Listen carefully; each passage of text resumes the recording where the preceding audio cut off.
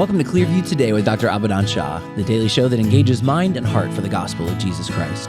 I'm Ryan Hill. I'm John Galantis. And you can find our show online by visiting clearviewtodayshow.com. Or if you have any questions for Dr. Shah or suggestions for new topics, write in and let us know at 252-582-5028. Or you can email us at contact@clearviewtodayshow.com. That's right. You can help us keep the conversation going by supporting the show, and you can do that by sharing it online with your friends and family. Leave us a good 5-star review, a stellar review, a complimentary review on iTunes or Spotify, anywhere you get your podcasting content from. We're going to leave a link in the description so you can do just that. And of course, today is April 16th. You know what that means. It means our date the word is coming from Hebrews 4:16. It says, "Let us therefore come boldly to the throne of grace, that we may obtain mercy and find grace to help in time of need." Boldly to the throne of grace. So many times I feel like we confuse weakness for meekness. Yes, yeah. We confuse I'm this little mousy Christian. I'm just so sorry for existing. Like I gotta do whatever you're gonna do, and I'm just grateful to even be breathing. But it says we can boldly approach the throne of grace, and why can we do that? Because of our relationship with Christ. Yeah, we don't have to, like when I come to God, like we come with reverence. Yeah. That doesn't mean we come cowering and we come fearful and we come like, I don't know what this dude's going to do to me if I step a toe out of line. Neither does come boldly to the throne of grace mean I walk into the throne room, kick my shoes off, pop myself down on the throne beside him. What's up, cat daddy? Yeah. You know, it's not any of that. It's knowing that you can come before your father because that's your father. Yeah. You know what I mean? Like when I was a little kid, like, yeah, you've got that, I don't want to say the wrong thing to upset dad. But the older I get, I just start to really realize, like, this is my father. Yeah. You know what I mean? Like, this is my dad, my father, who I can come before and ask for anything that we need. Such a good reminder for us. Yeah. Just want to remind you guys that today's episode is brought to you in part by the Date the Word app. You can download it for free right now on iPhone or Android, any smart device that you have. Every single day connects today's date to God's Word with the hope of making it more memorable for you. That's right. It's Tuesday. Tuesday's gone with the wind. And that means... You remember that one, David? That means that our Tuesday segment... It's time for the grapevine. Welcome to the grapevine, everybody. Welcome to the grapevine. For those of you that are new or visiting today, the grapevine is a chance for us to, just what it says, gripe. To harvest the gripes in our lives that are ready for the plucking. What's going on in the world today? Yes. Never seen no man. There's a... What was that? What just happened? That's from a Flight of the Conchords song. I think it's called Issues. It's a really funny song. I think it's clean, so you can look it up. That was funny. So a lot of stuff going on in culture today. We're going to talk about this on today's episode, but it's a pet peeve of mine. Do y'all know what I mean when I say the soft guy era? So I didn't until you told me about this off mic yesterday. Yeah, we were talking about it yesterday. The soft guy era is this, because this is mostly a Christian show, which means we have a very, very wide Christian fan base, which means a lot of them are probably, kind of on the older side, not really familiar with TikTok.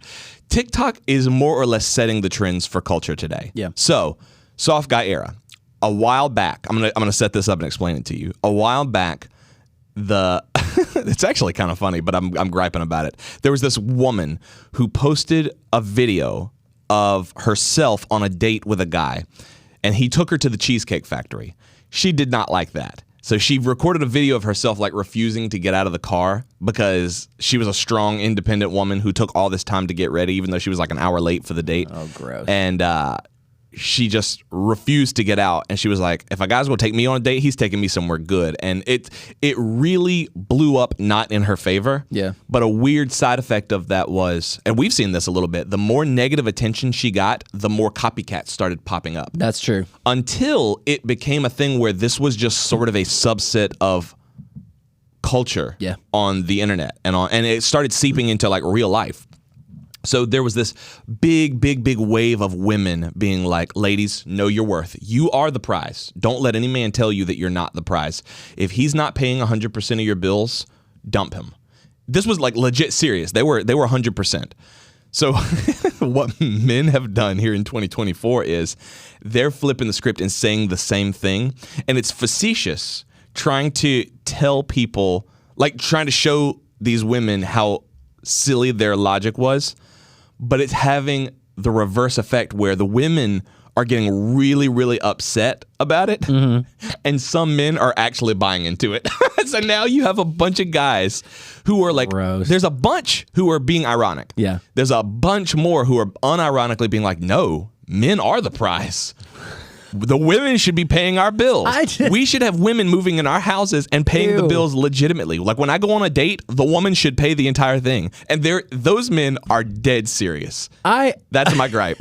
I hate that mindset in both directions. Like I am a prize to be won. Right. I am the grand whatever. It's real. I hate that mindset. It's real, and it's crazy because I go on TikTok not because I like it, but because we have a radio show and it's important for us to talk about the things that are happening today.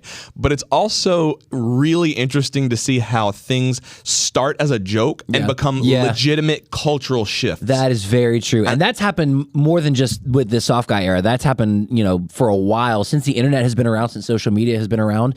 It's like something begins as a joke or as a prank or as, making fun of something, but then it really does catch on. It's meme theory. It's a legitimate scientific thing called meme theory. And it's basically that, like an idea that starts as a germ, spreads into massive cultural shifts across humanity. And we've never seen that before.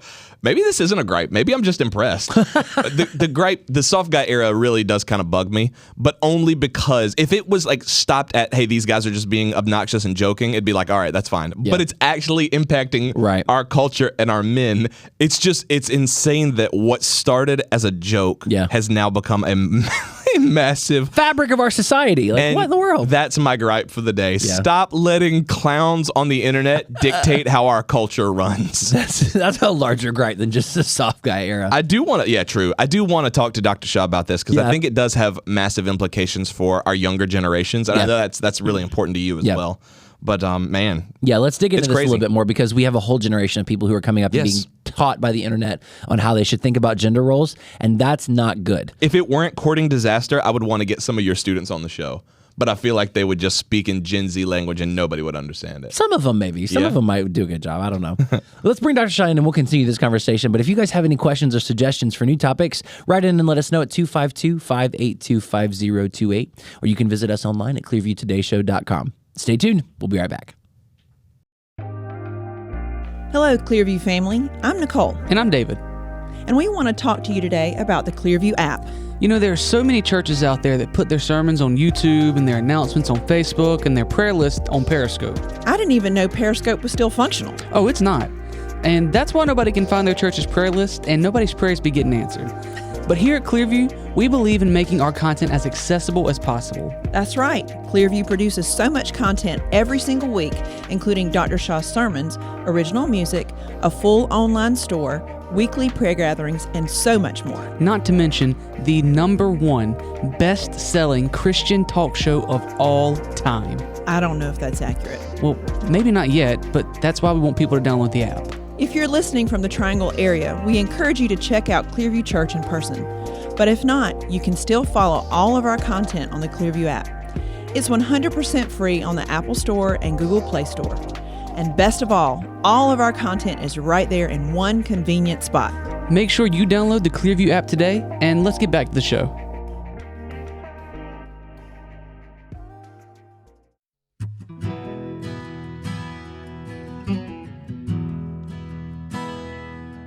Welcome back to Clearview Today with Dr. Abadan Shah, the daily show that engages mind and heart for the gospel of Jesus Christ.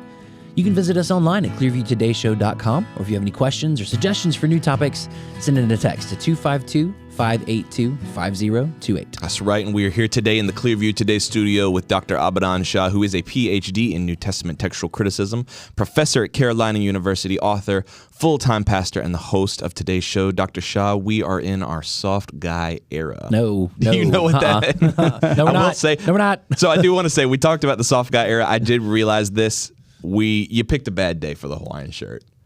That's you picked fair. a bad day for the But that doesn't make him a shirt. soft guy. It doesn't make fair. you soft guy, but I do think it's... So we talked about He's an Hawaiian outdoors shirt. guy. He's an outdoorsy guy. You are more outdoorsy than me, and you know how to work a grill, which I can't say. So True. However, I'll give you that. You know how to change the oil in a car, which I don't. Fair enough. There's trade-offs. We're in our Christian man era.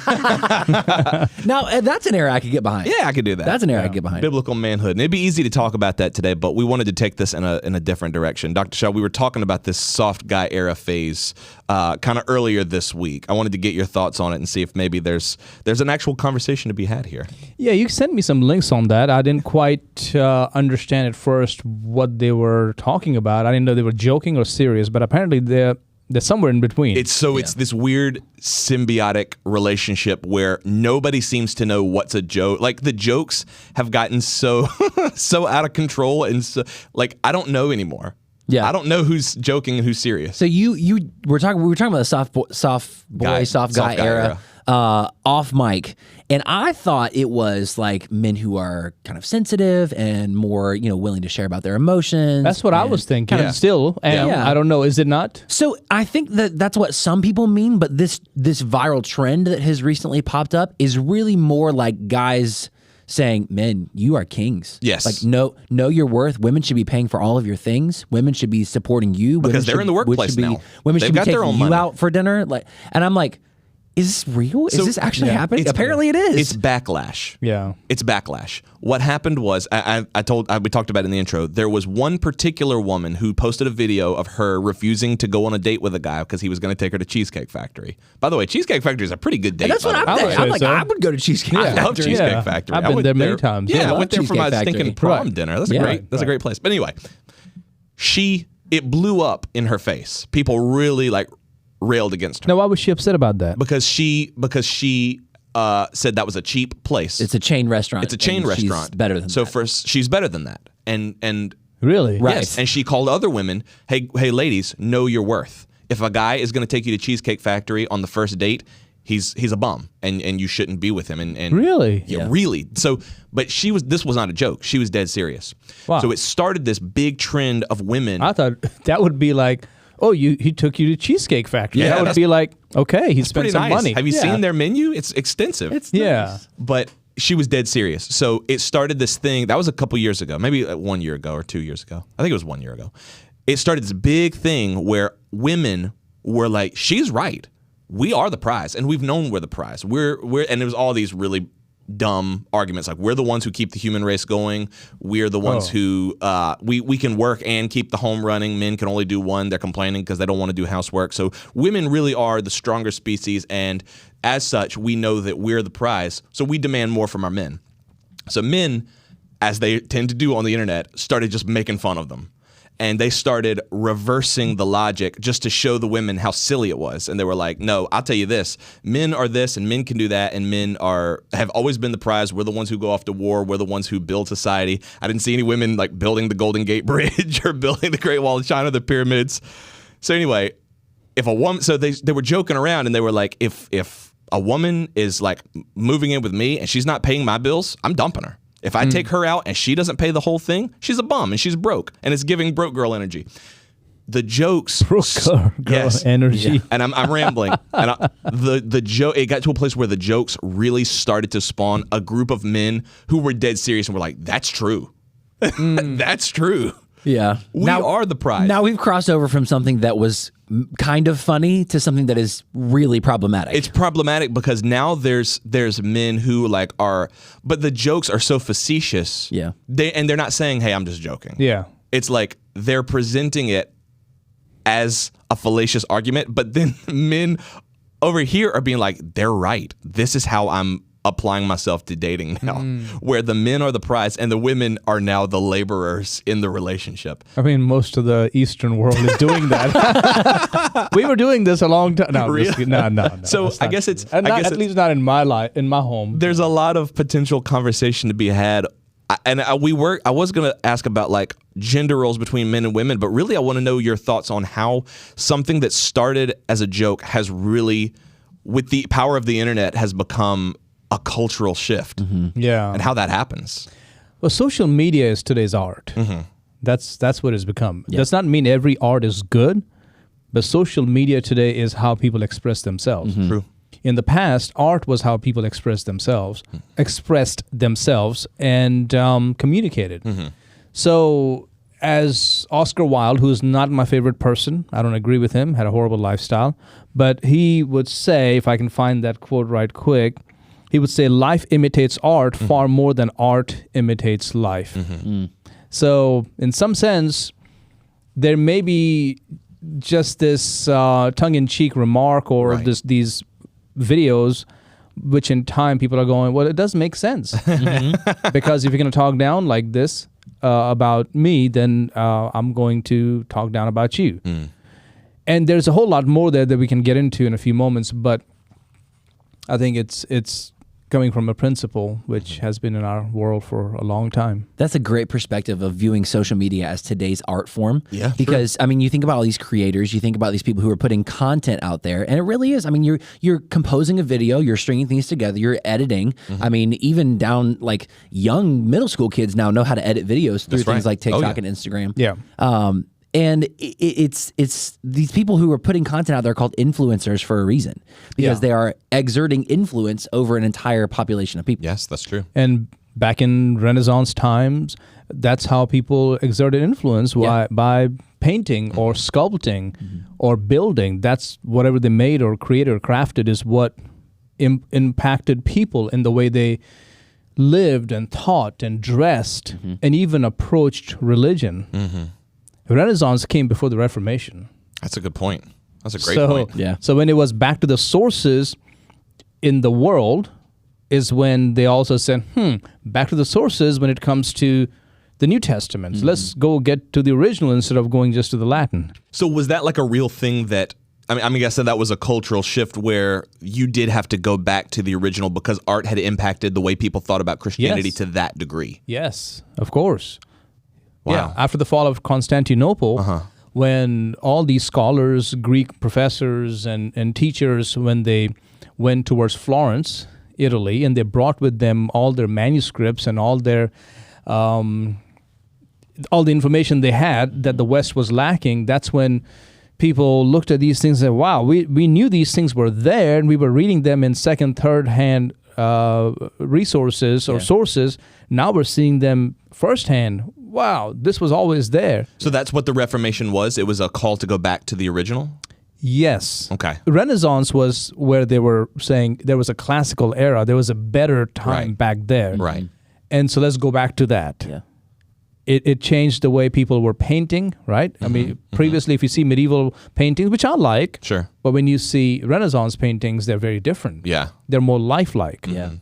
And then, like almost photorealistic. Yes. And that's a good point, too, because they look so real and they look so surreal and ethereal, but they feel like I could reach out. That's a real person. Yeah. I guess people started to think, like, because it looks so lifelike. Because in classical Greek, that's how Greece, that's how the paintings were, and that's how the sculptures were. And so people saw like these angelic, like little cherubims and all this stuff, and they're like, okay, that's what it is. Yeah. That's what it actually, and over time, it became part of their thinking. And then also how that became prevalent in the culture, then also in the church. Of course, other things were happening in the culture at the time.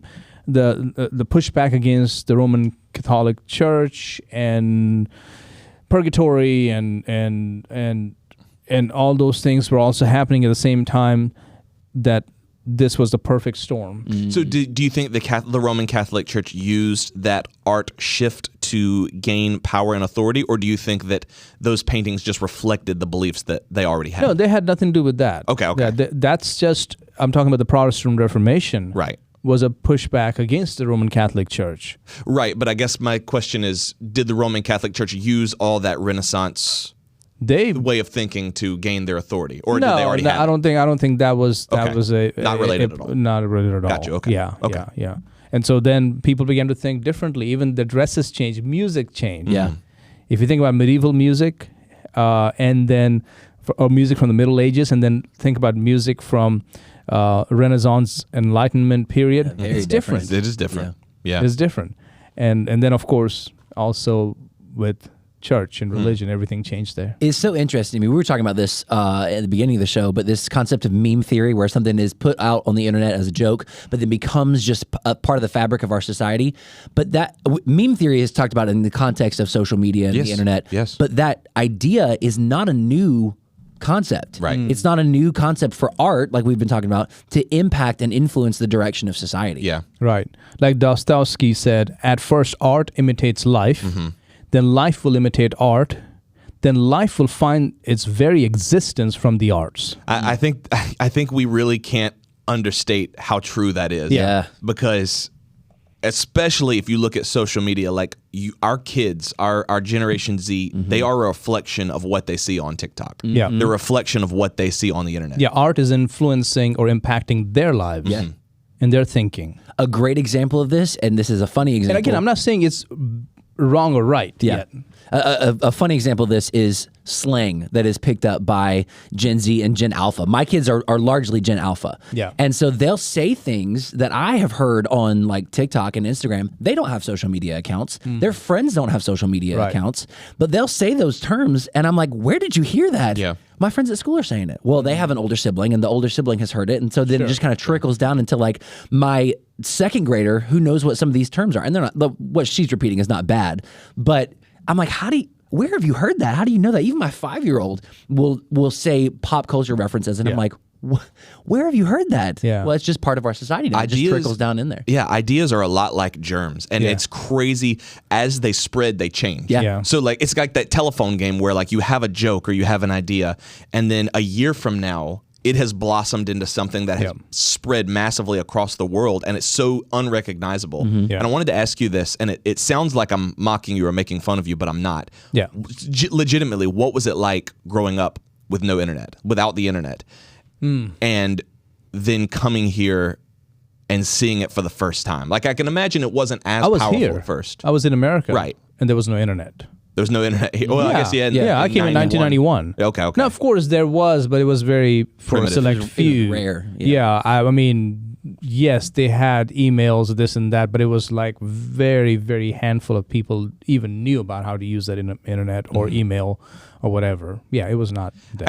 I guess how was your childhood in India growing up different from even a kid who's in the same part of the world now but has all the tools of the internet at their disposal? Like very different, of course, very different. Yeah. There is no comparison. Just to be able to pick up your phone and to research things.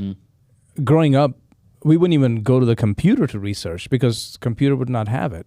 Wow. I mean, unless you had downloaded or had a disk with Encyclopedia Britannica. Like a floppy disk. Yeah, that may be the only reason. But then again, that's not how we did it. Yeah, true. So you would go to the library and you pull down books and volumes and find what information you needed.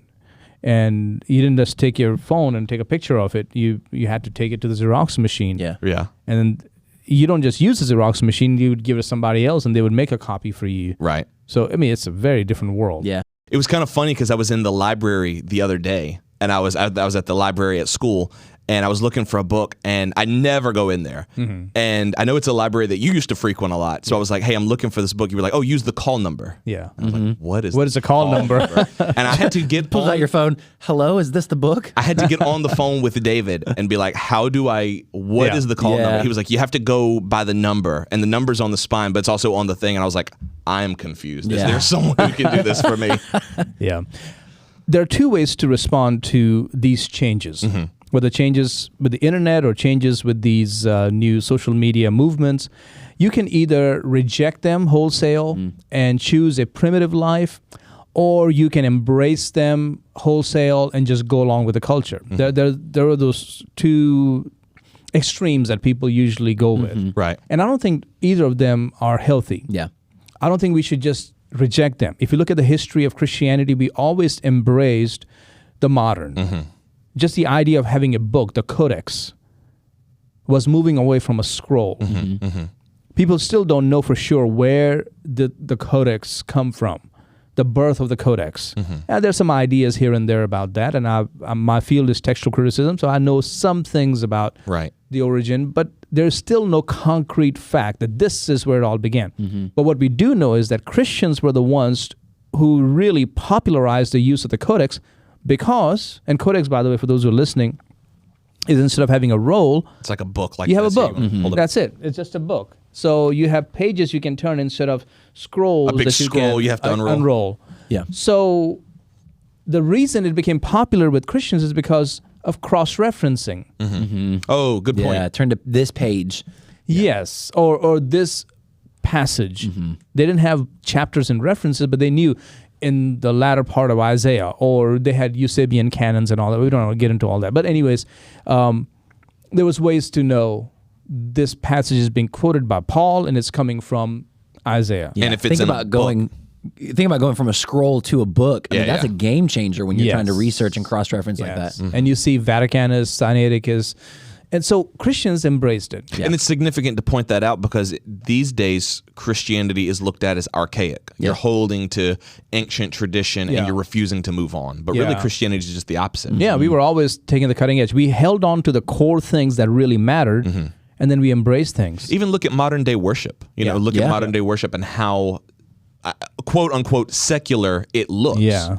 But it's not to copy the world because the world is inherently good. It's that Christianity, like Dr. Shah said, is very, very good at adapting to the time because the gospel is not changing. Right. And so if the gospel of Christ is unchanged, these other things that you can change to help the gospel spread. Yeah. Yes. Just like we were talking about how ideas spread, this is an idea worth spreading. Well, building cathedrals. Where did they come from? They didn't have cathedrals in the time of Queen Boudica. I mean, they didn't have cathedrals back in those when Julius Caesar came to Britain. I mean, no. So where did they come from? They learned from each other and they built them. But today it's like, now the cathedrals. Now, to me, that is spiritual. That makes me get closer to God. There was a time when those were modern and cutting edge, brand new. Somebody somewhere said, the temple in Jerusalem is how it should be. Yep. Or true. Or even back then, like when the hymns were brand new and Fanny Crosby was writing her hymns, it's like, can we just go back to our like Gregorian chants? Yeah, that's modern. These modern hymns. Yeah, I don't like this. And I don't think anybody did say that. I don't think anybody did. They probably said more about Anglican anthems. Yeah. And then, of course, coming of social media, we can either repel it or we can embrace it and all that.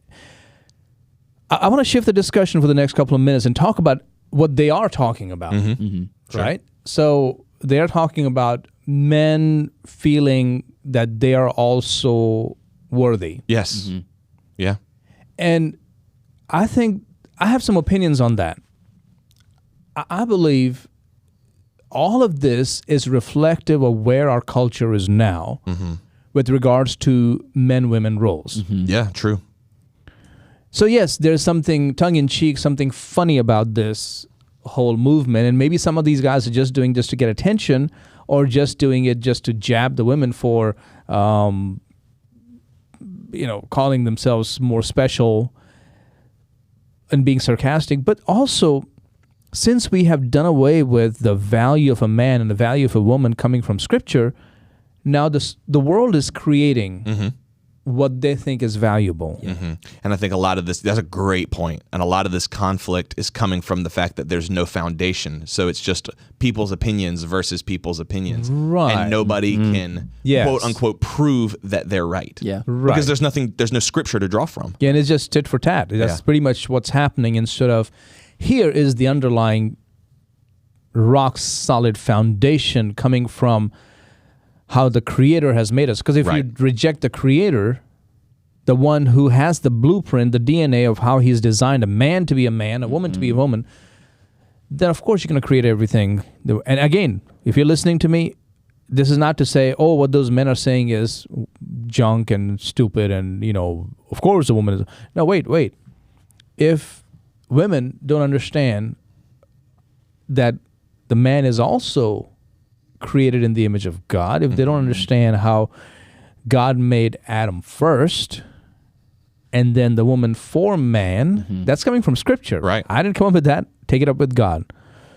Does that make the woman less special? Of course not. Yes, the woman was made from man, but she was beautifully made. She was not taken out of the dirt and the dust of the earth. She was taken from man. So there was something very special about her creation. See how God perfectly balanced the man and the woman. But if you don't have that foundation, then you have all these arguments. Right. So I don't want to quickly discount what these men are saying, whether they're doing it just to be funny or sarcastic.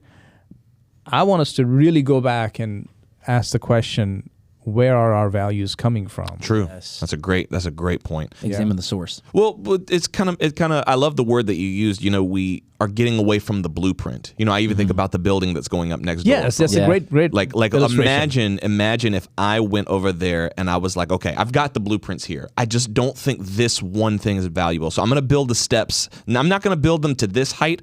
I'm going to build them a little bit bigger because my legs are longer. So, but now you get someone with shorter legs and they're like trying to climb it up. There's no standard. Yeah. I've just done it to myself. So I keep doing that and keep doing that. Imagine that building. It's a fun house. Exactly. It'll be like exactly. a funny house. Yep. There'll be slides and ball pits and things like that. And yes, maybe that can function and the building will still be standing, but that's not at all the original design. Right. Yeah, it's imagine lost us sight of fighting what- inside that building like, this is my spot. No, Right. that's my spot. Right. And like all the pews are unevenly spaced. Everything is, but for me, it's completely perfect. Right. But then Maybe not, because somebody else will change something in there. Oh, true. So it's not going to be perfect for you either. And I think that's a great point because it's not just one person saying, it's all these different voices over the internet slamming their values. Yeah. And the thing is, it's not going into a vacuum. It's going into our students' ears, our Yes. young people's ears. Yes. And their minds. Yes. That's right. So the woman is to respect the man. Mm-hmm. And I would say in our culture for a long time, unfortunately, men have not been very respectable. Right. True. That's true. But I would not say every man is a worthless buffoon. yeah. Because many are doing wonderful things and are following God and are gentlemen. But then there are some who are not. But if women start talking the way this woman did, and I don't even know who she is, maybe she had a point because her boyfriend or man has $1 billion, and of course he shouldn't take her to Cheesecake Factory. Maybe he should have taken her. I don't know where he should have taken her. Maybe He should have bought her a Cheesecake Factory. He should have bought her a Cheesecake Factory and inaugurated that on their first date. I guess that's maybe why she's saying that. I don't know. But I think we have to realize we are having these discussions because the foundation is gone. That's right. And there is no respect for man, and neither is there value for women in our culture. And so women are being disrespected or mistreated, and men are being disrespected. And so who's right, who's wrong? I don't know. Yeah. Yeah. The answer, if we don't go back to the source, the answer is We're all wrong. Yeah. We're both wrong. That's right. Yeah. That's You right. got to go back to the source for those biblical roles. Yeah. So good. If you guys enjoyed today's episode, if it was helpful for you, write in and let us know at 252-582-5028. You can visit us online at clearviewtodayshow.com. Don't forget, you can partner with us financially on that same website. Scroll to the bottom, click that donate button, and let us know it's coming from our Clearview Today Show family. John, what's coming up on tomorrow's episode? Got Dr. Shaw's book club. We are mid-month, and that means we've got another book for you guys picked specifically by Dr. Shaw. We're going to shout it out and talk about it on tomorrow's episode. Very nice. Make sure you guys are here. We love you guys. We'll see you tomorrow on Clearview Today.